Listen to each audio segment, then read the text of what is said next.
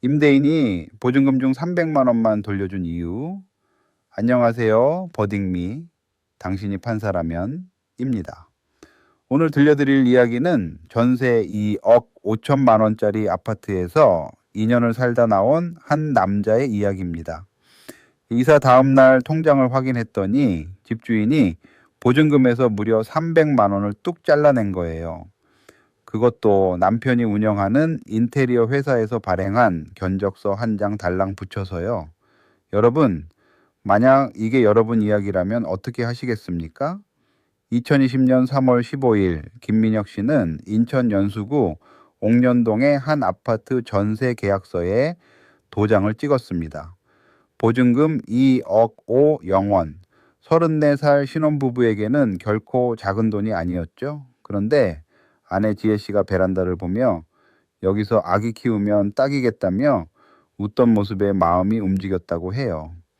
집주인 박선미 씨는 첫 만남부터 상냥했습니다. 깨끗하게 쓰시면 돼요. 우리도 10년 살았던 집이에요. 그 말에 민혁 씨 부부는 마음 놓고 새 출발을 했습니다.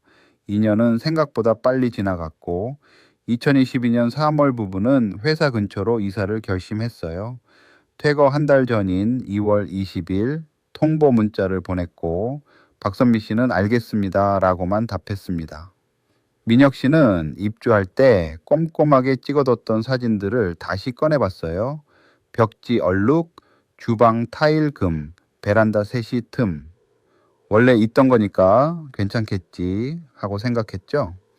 그런데 이사 전날인 3월 14일 박선미 씨가 남편과 함께 집을 보러 왔습니다. 현관문을 열자마자 그녀의 표정이 굳었어요. 어머, 이게 뭐예요?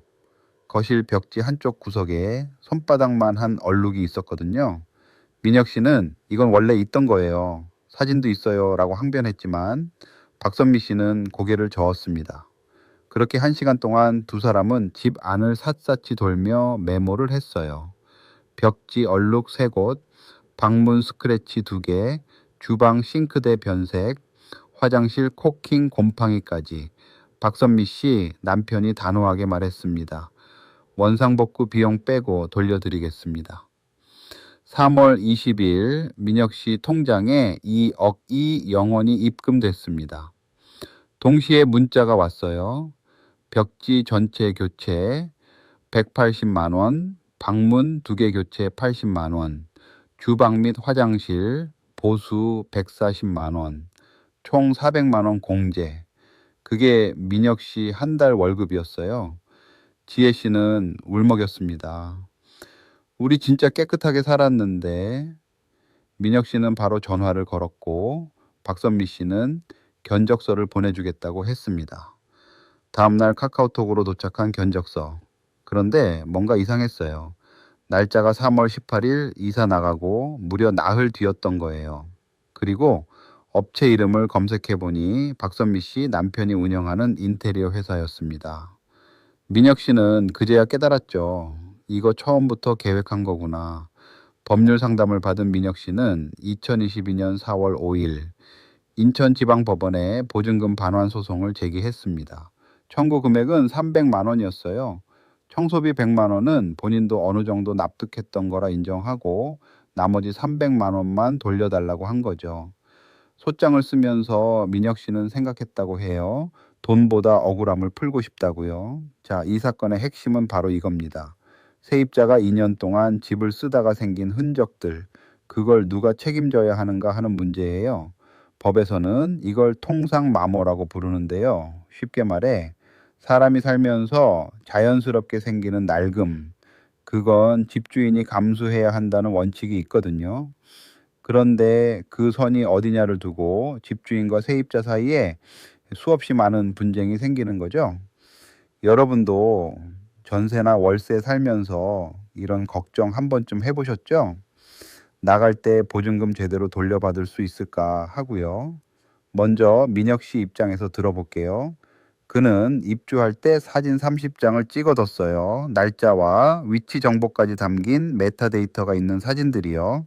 벽지 얼룩이든 방문 스크래치든 원래부터 있었다는 걸 증명할 수 있었던 거죠. 더구나 2년이라는 기간 동안 자연스럽게 생기는 마모는 법적으로 세입자 책임이 아닙니다. 그리고 가장 결정적인 건 그 견적서예요. 집주인 남편 회사에서 발행한 견적서를 객관적인 수리 비용 근거로 제출한다는 게 말이 됩니까? 반면 박선미 씨 측 이야기도 들어봐야 공평하죠. 그녀는 2년 전과 지금 집 상태가 분명히 달라졌다고 주장했어요. 사진은 각도와 조명에 따라 달라 보일 수 있고 실제 눈으로 본 손상이 더 심각했다는 거죠. 수리 비용도 시중 가격에 준하는 수준이고 새 세입자를 받기 위해 반드시 필요한 작업이었다고 했습니다. 어떻게 보면 집주인 입장에서는 10년 살았던 소중한 집을 남에게 맡겼다가 손상됐다고 느끼는 억울함도 있을 수 있거든요. 여러분은 어느 쪽 손을 들어주시겠습니까? 지금 버딩미 블로그에서 직접 투표해 보실 수 있습니다. 민혁 씨가 요구한 300만 원 전액 돌려받아야 할까요? 아니면 박선미 씨의 수리비용 청구가 정당할까요? 투표를 먼저 마치신 분께만 실제 판결 결과가 공개됩니다. 여러분의 판단과 법원의 판단 얼마나 일치할지 한번 확인해 보세요. 자, 그럼 결과를 공개할게요. 자, 드디어 실제 판사는 어떤 결정을 내렸을까요? 2022년 7월 15일 재판부는 원고 일부 승소 판결을 내렸습니다. 피고 박선미 씨는 민혁 씨에게 220만 원과 지연손 해금을 지급하라는 명령이었어요. 재판부는 먼저 아주 명확한 원칙을 세웠습니다. 임차인의 원상복구 의무는 통상 사용으로 인한 마모를 넘어서는 손상에 한정된다. 임대인이 손상을 주장한다면 그 입증 책임은 임대인에게 있다. 한마디로 집주인이 먼저 증명해야 한다는 거죠. 민혁 씨가 제출한 사진 30장은 결정적이었어요. 메타데이터로 날짜와 위치가 확인됐고 박선미 씨가 문제 삼은 벽지 얼룩 3곳 중 2곳, 방문 스크래치 2개 모두 입주 전부터 있었던 게 드러났거든요. 다만 주방 싱크대 변색과 화장실 코킹 곰팡이는 달랐어요.